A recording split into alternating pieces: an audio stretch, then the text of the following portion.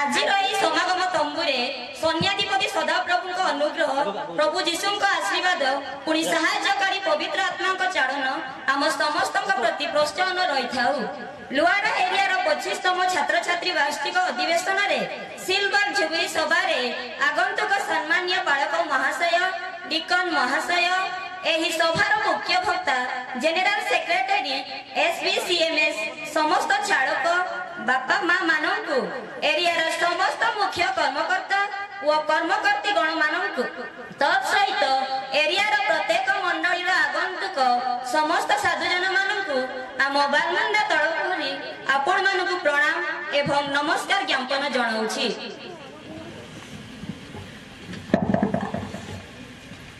ବାଲମୁଣ୍ଡା ମଣ୍ଡଳୀର ସଂକ୍ଷିପ୍ତ ସାକ୍ଷ୍ୟ ବିବରଣୀ। ସଦା ସର୍ବଦା ଜୀବିତ ପରମେଶ୍ୱରଙ୍କ ମହାନାମକୁ ଧନ୍ୟ ହେଉ, ଯେଉଁ ପରମେଶ୍ୱର ସ୍ୱର୍ଗ, ପୃଥିବୀ ଓ ଧରାପୃଷ୍ଠ ମଧ୍ୟରେ ଥାଇ ଆମ୍ଭମାନଙ୍କ ପାପ କ୍ଷମା କରିଅଛନ୍ତି, ଅର୍ଥାତ୍ ଯାହାଙ୍କ ଆଶୀର୍ବାଦରେ ଏହି ନୂତନ ଶାଖା ମଣ୍ଡଳୀ ସ୍ଥାପନ ହୋଇଥିଲା। ପୁନର୍ବାର ସେହି ଜୀବିତ ପରମେଶ୍ୱରଙ୍କୁ ଧନ୍ୟବାଦ ହେଉ। ଚଳିତ ବର୍ଷ 26 ତାରିଖ 5 ମାସ 2025 ମସିହାରେ ପ୍ରତ୍ୟେକଙ୍କୁ ସମସ୍ତ ସମସ୍ୟା, ସଂକଟ, ଦୁଃଖ, କ୍ଲେଶ, ଦୁର୍ଦ୍ଦଶାର ରକ୍ଷା ପ୍ରଦାନ କରି 25ତମ ଛାତ୍ରଛାତ୍ରୀ ରୂପେ ଜୁବେଲ ଅଧିବେଶନରେ ପ୍ରଭୁ ଯୀଶୁ ଆମ୍ଭମାନଙ୍କୁ ପଦାର୍ପଣ କରିଅଛନ୍ତି। ଏଣୁ ରୂପେ ଜୁବେଲ ଉପଲକ୍ଷେ ପ୍ରିୟ ପ୍ରଭୁଙ୍କର ଭକ୍ତଦାସଗଣ, ଆଜି ଆମେ ଏହି ଲିଖିତ ପତ୍ରିକା ମଣ୍ଡଳୀ କ୍ଷୁଦ୍ର ପୌରାଣିକ ଇତିହାସର ବିବରଣୀ ସାକ୍ଷ୍ୟ ସ୍ୱରୂପେ ଉପସ୍ଥାପନା କରୁଅଛୁ। ବିଶେଷ କରି ଏହି କ୍ଷୁଦ୍ର ମଣ୍ଡଳୀ ଏକ ବୃହତ ପାହାଡ଼ ପର୍ବତ ଶିଖ ଉପରେ ଅବସ୍ଥିତ, ଯାହାର ଅର୍ଥାତ୍ ଗ୍ରାମର ଚତୁଃପାର୍ଶ୍ୱରେ ସବୁଜ ଗିରି କାନନ ସହ ପୂର୍ବାଞ୍ଚଳ ପର୍ବତମାଳ ବୃକ୍ଷଲତାରେ ପରିପୂର୍ଣ୍ଣ ଥିଲା। ତତ୍ ସହିତ ବହୁଡ଼ିକ ଦୃଷ୍ଟିକୋଣରୁ ଚତୁଃପାର୍ଶ୍ୱରେ ଘଞ୍ଚ ଜଙ୍ଗଲ ଘେରା, କୁଳୁକୁଳୁ ନାନଦରେ ବହି ଯାଇଥିବା କ୍ଷୁଦ୍ର ଝରଣା ଏବଂ ନାଳ ନର୍ଦ୍ଦମାରେ ସୁସଜ୍ଜିତ ଏହି ଗ୍ରାମର ସୌନ୍ଦର୍ଯ୍ୟ ଅଟେ। ଏଣୁ ଶିକ୍ଷାର ଅଭାବ ଯୋଗୁଁ ଦୁର୍ଗମ ପାହାଡ଼ ଘେରା ଜଙ୍ଗଲରେ ଅନେକ ଲୋକମାନେ ବସବାସ କରି ରହି ଆସୁଥିଲେ। ସେଥିପାଇଁ ମୁଖ୍ୟତଃ ଗ୍ରାମର ବ୍ୟକ୍ତିମାନେ ଜୀବିକା ନିର୍ବାହ କରିବା ନିମନ୍ତେ ଜଙ୍ଗଲଜାତ ଦ୍ରବ୍ୟ ଉପରେ ନିର୍ଭର କରୁଥିଲେ, ଅର୍ଥାତ୍ ଜଙ୍ଗଲକୁ କାଟି ଫଳ ଚାଷ କରୁଥିଲେ। ତନ୍ମଧ୍ୟରୁ ବିଭିନ୍ନ ପ୍ରକାର ଡାଲି ଜାତୀୟ ଫସଲ, ଫଳମୂଳ ସଂଗ୍ରହ କରୁଥିଲେ। ଆଉ କେତେକ ଲୋକ ଅନ୍ୟ ସ୍ଥାନରେ ଯାଇ ଚାଷ କାମ କରି ଫସଲ ଉତ୍ପାଦନ କରି ନିଜର ରୋଜଗାରର ପଦ୍ଧତି ଆପଣେଇ ନେଇଥିଲେ। ଏହି ଗ୍ରାମକୁ ବାଲମୁଣ୍ଡା ନାମରେ ଆଖ୍ୟା ପାଇବାର ମୂଳ କାରଣ, ବିଶେଷ କରି ଏହି ଗ୍ରାମର ବାସିନ୍ଦା ଅଧିକାଂଶ ପୁରୁଷମାନଙ୍କ ମସ୍ତକରେ ଅର୍ଥାତ୍ ମୁଣ୍ଡରେ ଲମ୍ବା କେଶ ରଖୁଥିଲେ। ଆଉ ମୁଖ୍ୟତଃ ଗ୍ରାମବାସୀମାନେ ମୁଣ୍ଡରେ ବାଡ଼ ଲମ୍ବା ରଖିଥିବା ଯୋଗୁଁ ସେମାନେ ମହିଳା ସ୍ୱରୂପ ଦେଖାଯାଉଥିଲେ। ସେଥିପାଇଁ ଏହି ଗ୍ରାମକୁ ବାଲମୁଣ୍ଡା ନାମରେ ବିଶେଷ ଆଖ୍ୟା ପ୍ରାପ୍ତ କରିଛି, ଅର୍ଥାତ୍ ଯାହାକୁ ସୌର ଭାଷାରେ ବାଲମଡ ଏବଂ ଓଡ଼ିଆ ଭାଷାରେ ବାଲମୁଣ୍ଡା ନାମରେ ପରିଚିତ ଅଟେ। ମୁଖ୍ୟତଃ ବାଲମୁଣ୍ଡା ଗ୍ରାମର ପୂର୍ବପୁରୁଷ ଓ ମୁଖ୍ୟ ଜନଜାତିମାନେ ଦେବ ପୂଜକ, ମୂର୍ତ୍ତି ପୂଜାରେ ନିଜ ଜୀବନକୁ ସମ୍ପୂର୍ଣ୍ଣ ରୂପେ ଅନେକ ପୂଜା ପାଠରେ ଲିପ୍ତ ରହୁଥିଲେ। ପୌରାଣିକ ରୀତିନୀତି ପରମ୍ପରା ଅନୁଯାୟୀ ଗ୍ରାମରେ ବରିଷ୍ଠ ପୂଜାମାନଙ୍କ ଦ୍ୱାରା ବିଭିନ୍ନ ପ୍ରକାରର ପର୍ବପର୍ବାଣୀ, ଦେବ ପୂଜା ପାଳନ କରି ଆପଣା ଜୀବନର ଶୈଳୀକୁ ଅବଲମ୍ବନ କରି ଆସୁଥିଲେ। ପରିଶେଷରେ ଏହି ସମସ୍ତ ଅନ୍ଧବିଶ୍ୱାସର କାର୍ଯ୍ୟକଳାପ ଓ ପୂଜା ପାଠକୁ ପରିତ୍ୟାଗ କରି କାଳକ୍ରମେ ପ୍ରଭୁ ଯୀଶୁଙ୍କର ଅନୁଗ୍ରହ ସକାଶେ ସର୍ବପ୍ରଥମେ ଆତରସିଂ ଏରିଆର କାଞ୍ଚିମୁଲ ଗ୍ରାମର ଜଣେ ପ୍ରଭୁଙ୍କର ଉତ୍ତମ ପ୍ରଚାରକ ଦାସ ସ୍ୱର୍ଗତ ମାଣିକ ଗମାଙ୍ଗଙ୍କ ଶୁଭବାଣୀ ଦ୍ୱାରା ଅନୁପ୍ରାଣିତ ହୋଇ ଏହି ଗ୍ରାମର ବ୍ୟକ୍ତିମାନେ ପ୍ରଭୁ ଯୀଶୁଙ୍କର ଆପଣା ତ୍ରାଣକର୍ତ୍ତା ରୂପେ ଗ୍ରହଣ କରିଲେ। ଆଉ ତାରିଖ 23 ତାରିଖ 3 ମାସ 1991 ମସିହାରେ ଗ୍ରାମର ବ୍ୟକ୍ତିମାନେ ପ୍ରଭୁ ଯୀଶୁଙ୍କର ଉପାସନା କରି ଆସୁଥିଲେ।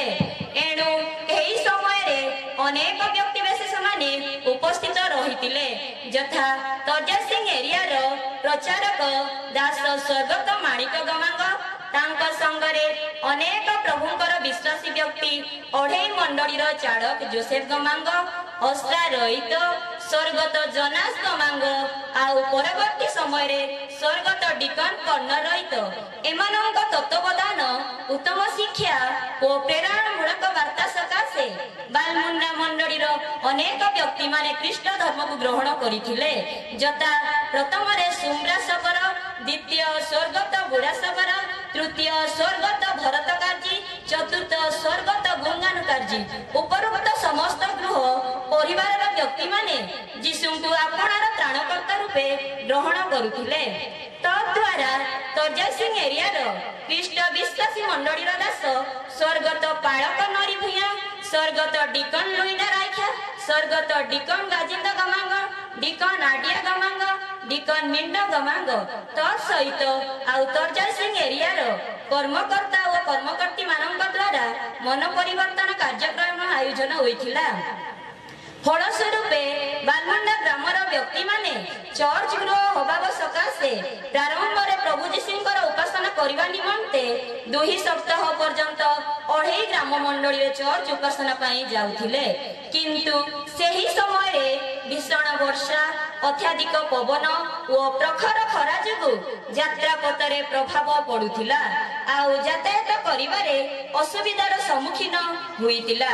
एही समस्त समस्या को अनुध्यान करी बालमुंडा मंडलीर नूतन ख्रीष्ट विश्वासी मानक निमंते विशेष भाव आंब ग्रामर अति पड़ोशी मंडली अर्थात अढ़ई मंडलीर प्राचीन बुद्धिजीवी और समस्त कर्मकर्तागण यथा चालक जोसेफ गमांग, अस्रा रईत, स्वर्गत जनास गमांग, स्वर्गत डिकन कर्ण रईत एही व्यक्ति मानकर उत्तम भावना और गभीर चिंताधारा सकाशे आम ग्राम चर्च उपासना करने निष्पत्ति नेइथिले।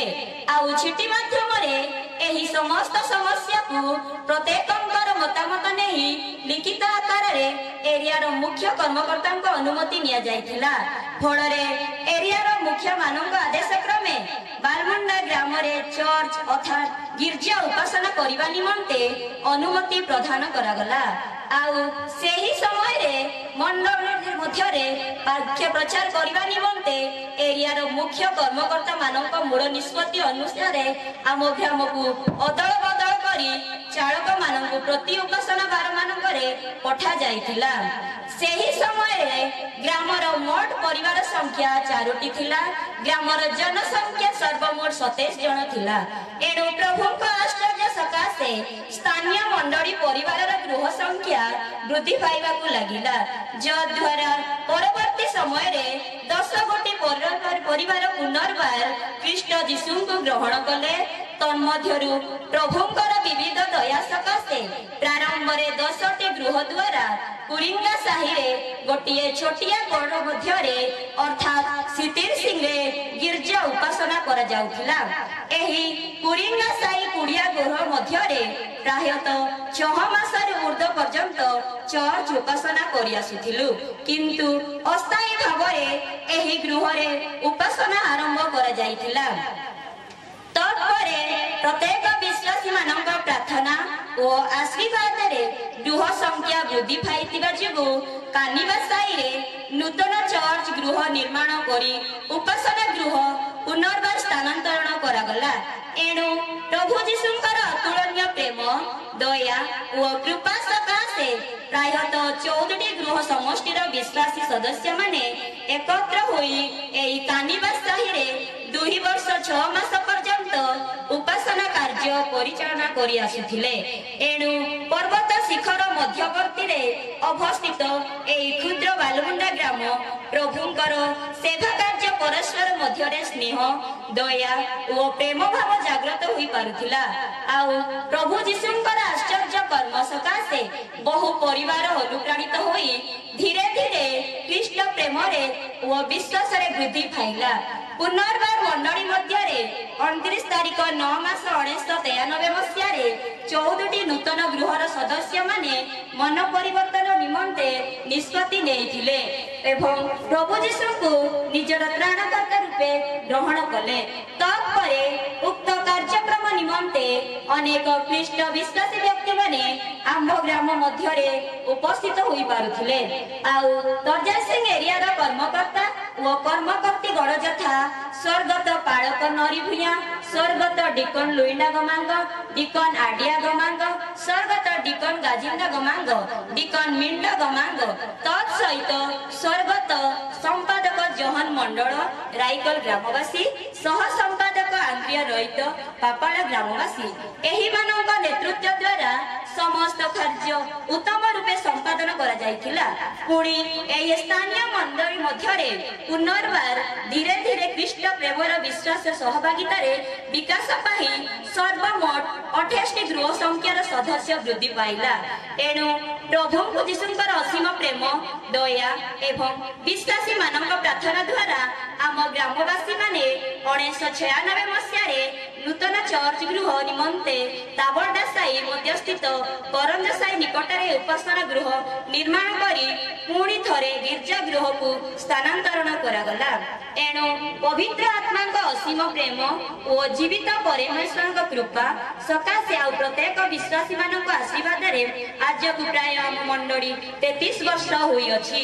वर्तमान आम ग्राम रे क्रिश्चियन गृह परिवार संख्या 46 रही अछि आ सर्वमोट जनसंख्या 335। सेति मध्यरु मंडलीर स्थानीय चालक 2 जण एरिया रो बाइबल तालीम शिक्षक जणे भुवन संख्या 130 रु ऊर्ध्व छात्र छात्री संख्या 60 विधवा स्त्री विधवा पुरुष एवं अनाथ छुआ मध्य अछंती।